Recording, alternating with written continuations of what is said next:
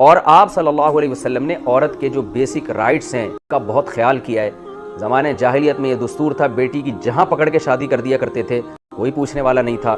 صحیح حدیث ہے، آپ صلی اللہ علیہ وسلم کو علم ہوا ہے کہ یتیم بچی کی شادی ان کے ولی نے اس لڑکی سے پوچھے بغیر کہیں کر دی، کسی مالدار صحابی سے. بچی کسی غریب صحابی سے نکاح کرنا چاہتی تھی. آپ صلی اللہ علیہ وسلم نے ان کے ولی کو بلایا کہ تم نے اس کا نکاح یہاں کیوں کیا ہے؟ ان صحابی نے عرض کیا، یا رسول اللہ کہ ان کے والد نے مجھے ولی بنایا تھا، والد کا انتقال ہو گیا ہے، تو میں نے اس بچی کے رشتے کے لیے وہی سوچا ہے جس ایسے شخص کا ان کے لیے وہی سوچا ہے جو ان کے لیے بہتر ہے. حدیث کا مفہوم میں آپ کے سامنے بیان کر رہا ہوں. آپ صلی اللہ علیہ وسلم نے اس رشتے کو ختم کروایا اور اس لڑکی کا نکاح، آپ نے اس یتیم بچی کا نکاح وہاں کیا جہاں وہ چاہ رہی. اور پھر آپ صلی اللہ علیہ وسلم نے فرمایا، لن ترى للمتحابین مثل النکاح، دو محبت کرنے والوں میں نکاح سے بہتر کوئی چیز نہیں ہے. جب یہ لڑکی کہیں کسی کو لائک کرتی ہے، کہیں نکاح کرنا چاہتی ہے اور وہ بھی ان سے نکاح کرنا چاہتے ہیں، تو آپ درمیان میں ان کے درمیان رکاوٹ نہ ڈالیں. کس قدر عزت دی آپ صلی اللہ علیہ وسلم نے. تو ہمارے ہاں یہاں بھی ایک مسئلہ ہے، بچی جو اچھے شریف گھرانوں میں بچی کی رائے کا خیال ہی نہیں کیا جاتا، اس کی رائے کو، اس کا گلا گھونٹا جاتا ہے. اور میں یہ نہیں کہہ رہا کہ آپ جہاں وہ چرسی ہیروئن جی کو پسند کرے آپ کر دیں، ظاہر ہے وہ ناسمجھ ہے، لیکن اتنی بھی اپنی رائے مسلط نہ کریں کہ اس کا کہیں رجحان ہی نہیں اور آپ زبردستی اس کا نکاح کرا رہے ہیں. اس کی مرضی کا بھی خیال کرنا چاہیے اس میں. تو پھر نبی صلی اللہ علیہ وسلم نے ازواج کے معاملے میں جب وہ بیوی کے روپ میں آپ کے نکاح میں آئے تو اس کے ساتھ کیسا معاملے کا حکم دیا. خود آپ صلی اللہ علیہ وسلم کا اپنی ازواج کے بارے میں آپ معاملات دیکھیں. امی عائشہ رضی اللہ تعالیٰ عنہ فرماتی ہیں، رسول اللہ صلی اللہ علیہ وسلم جب بھی گھر میں تشریف لاتے مسکراتے چہرے کے ساتھ. آج کتنے دوست، کتنے لوگ ہم نے دیکھے ہیں جو گھر کے باہر خوب ہنسی مذاق کر رہے ہوتے ہیں دوستوں میں اور خوب گپ شپ لگا رہے ہوتے ہیں، لیکن جیسے ہی گھر کی دہلیز میں قدم رکھتے ہیں تو میں لوگوں سے کہتا ہوں ان کا ایٹیٹیوڈ ایسا لگتا ہے جیسے چنگیز خان یا ہلاکو خان ہے جو بغداد پہ حملہ کر رہے ہیں. گھر میں آتے ہی ان کا ایٹیٹیوڈ چینج ہو جاتا ہے، تمیز سے بات ہی نہیں کرتے، اخلاق سے بات ہی نہیں کرتے.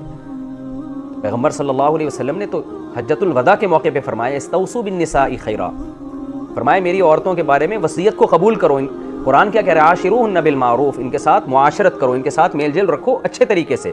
اور اس کی قرآن نے یعنی اس کا طریقہ بھی بیان کیا، فرمایا فَإِن كَرِهْتُمُوهُنَّ، آپ کہہ سکتے ہیں بھائی میری وائف میں یہ خرابی، میری وائف میں یہ خرابی، تو قرآن اس کو بھی بیان کر رہا ہے کہ 100% دنیا میں ٹھیک کوئی نہیں ہوتا. قرآن کہہ رہا ہے فَإِن كَرِهْتُمُوهُنَّ، اگر تمہیں ان میں کوئی چیز ناپسند ہے، فَعَسَىٰ أَن تَكْرَهُوا شَيْئًا وَيَجْعَلَ اللَّهُ فِيهِ خَيْرًا كَثِيرًا. سورہ نساء اٹھا کے دیکھیں، اللہ تعالیٰ فرماتے ہیں عین ممکن ہے تمہیں کوئی چیز ناپسند ہو لیکن اس میں اللہ نے تمہارے لیے خیر رکھ دی. اتنے کیسز ہمارے سامنے ہیں، بیوی ناپسند تھی اس کو چھوڑ دیا، بعد میں پچھتائے ہیں، دوسری عورت لے کر آئے، پتہ چلا کہ پہلی والی میں جو خوبیاں تھیں وہ اس کے اندر موجود نہیں ہیں اور وہ خامیوں کے باوجود اس کی خوبیاں اس پہ حاوی تھیں. قرآن آپ کو ترغیب دے رہا ہے کہ 100% درست دنیا میں کوئی نہیں ہوتا، تمہیں اس میں چند باتیں ناپسند ہیں تو عین ممکن ہے اسی ناپسندیدگی میں اللہ نے بہت ساری خیر رکھ دی. تو نبی صلی اللہ علیہ وسلم کی سیرت، لقد کان لکم فی رسول اللہ اسوۃ حسنہ، قرآن کہہ رہے تمہارے لیے پیغمبر کی سیرت میں نمونہ موجود. ہمارے نبی صلی اللہ علیہ وسلم امی عائشہ سے محبت کا کیسے اظہار کیا کرتے تھے.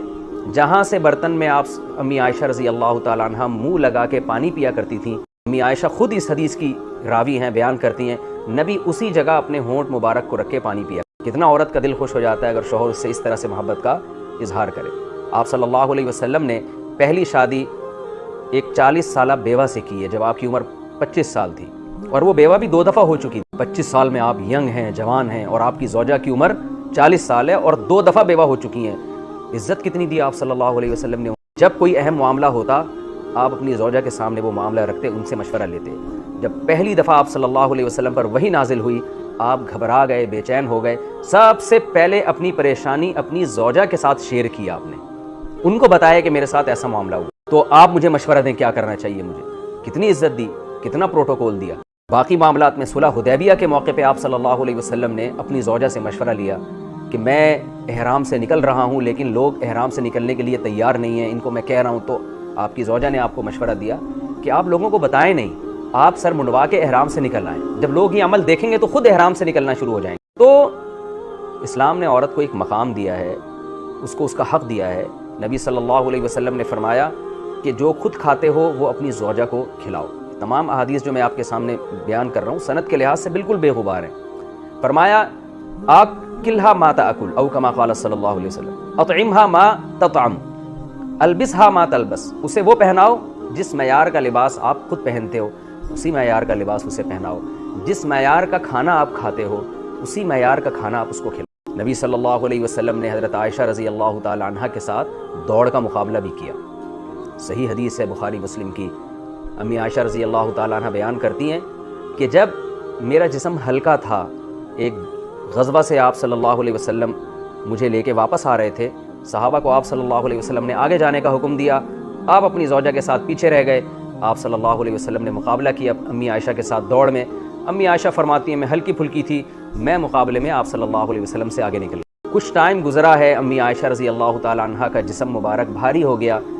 نبی صلی اللہ علیہ وسلم، امی عائشہ رضی اللہ تعالی عنہ فرماتی ہیں کچھ وقت کے بعد، کچھ سالوں کے بعد میرا جسم بھاری ہو گیا۔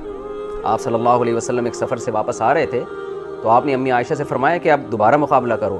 دوبارہ نبی صلی اللہ علیہ وسلم اپنی زوجہ کے ساتھ دوڑے۔ آپ ایک طرف منظر دیکھیں کہ سید الانبیاء، یعنی ہمارے ہاں تو اس کا تصور نہیں ہے کہ ایک آدمی کی ایک معاشرے میں کوئی عزت مل جائے، کوئی مقام مل جائے تو اپنے گھر والوں کو اتنی عزت دے رہا ہو، ایسی بے تکلفی کا معاملہ کر رہا ہو۔ آپ صلی اللہ علیہ وسلم دوبارہ دوڑ لگائی۔ امی عائشہ رضی اللہ تعالیٰ عنہ فرماتی ہیں اس دفعہ آپ صلی اللہ علیہ وسلم مقابلے میں مجھ سے آگے نکل گئے، جیت گئے۔ اور آپ صلی اللہ علیہ وسلم نے حضرت عائشہ سے فرمایا یا عائشہ تلکا بتلکا، یہ اس کا بدلہ ہو گیا جو پہلے میں مقابلہ ہارا تھا، یہ اس کا بدلہ ہو گیا۔ امی عائشہ رضی اللہ تعالیٰ عنہ فرماتی ہیں نبی صلی اللہ علیہ وسلم نے مجھے حبشیوں کا کھیل دکھایا اور کیسے دیوار پہ کھڑے ہو کر، اور آپ صلی اللہ علیہ وسلم کے شانہ مبارک سے پر میں سر رکھ کر ان حبشیوں کا کھیل دیکھ رہی تھی۔ امی عائشہ فرماتی ہیں کہ خود سوچیں کہ ایک نوعمر لڑکی کھیل میں کتنی دلچسپی رکھتی ہوگی، کتنی دیر تک میں نے دیکھا ہوگا، اور رسول اللہ صلی اللہ علیہ وسلم جب تک میں نہیں تھکی ہوں آپ صلی اللہ علیہ وسلم نے اپنے شان مبارک کو مجھ سے ہٹایا نہیں۔ یہ عزت اور یہ مقام عورت کو رسول اللہ صلی اللہ علیہ وسلم نے دیا صرف ہمیں سکھانے کے لیے کہ اگر تم میرے امتی ہو اور مجھے مانتے ہو اور یہ سمجھتے ہو کہ میری اسوہ میں تمہارے لیے کوئی سبق ملتا ہے تو اس امت کے امتی بھی پھر ایسے ہی چلے۔